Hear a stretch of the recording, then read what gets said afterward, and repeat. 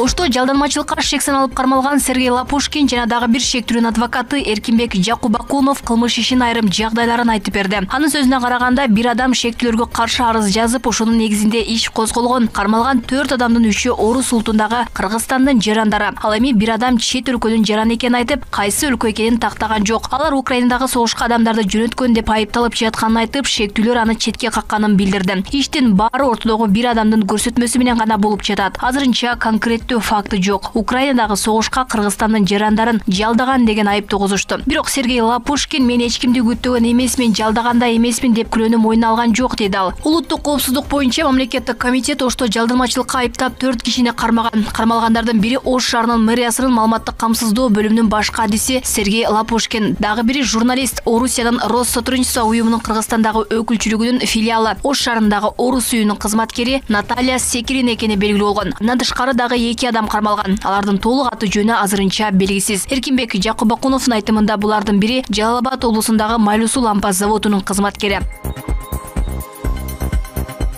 Кыргызстанда мыйзамсыз онлайн казино ишин жүргүзүп келген X-Coin KG Telegram ботунун ээси кармалды. Ички иштер министрлигинин кылмыш иликтөө башка башкармалыгынын кибер кылмыштарга каршы бөлүмү Telegramдагы X-Coin KG бот канал аркылуу мыйзамсыз онлайн казино ишин жүргүзгөн жарандарды аныктады. Бул бот Кыргызстандын аймагында лицензиясы жок 1xbet букмекердик конторасы аркылуу коюмдарды кабыл алып, акча каражаттарын толуктоо жана чыгаруу кызматтарын сунуштап келген. Белгилей кетсек, 1xbet компаниясынын лицензиясы 2023 жылдын 8-сентябрында жокко чыгарылган жана анын ишмердүүлүгү мыйзамсыз деп табылган. Тергөө иштеринин жүрүшүндө 20 жаштагы жаран жана анын 2 өнөктөшү аныкталып кармалган. Кылмышка шектүү катары убактылуу кармоочу жайга киргизилип, соттун чечими менен камакка алынган. Бул факты боюнча Кылмыш жаза кодексинин 222-беренеси кылмыштуу жол менен алынган кириштерди мыйзамдаштыруу менен кылмыш иши козголгон. Ички иштер министрлиги учурда бул ишке тиешеси бар башка адамдарды аныктоо боюнча тергөө иштерин улантууда.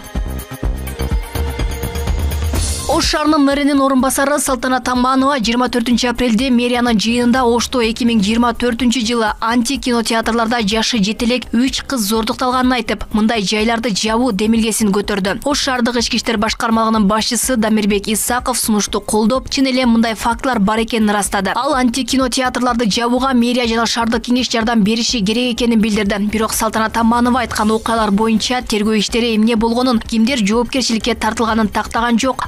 Кинотеатрда кардар сыналгыдан эмнени көрөрүн өзү тандайт. Бир нече адам менен чогулуп отурса да болот. Ал үчүн сыналга коюлган атайын бөлүмдөр бар жана ал жакта шарттар түзүлгөн. Бул кадимки кинотеатрлардан бир топ эле айырмаланат.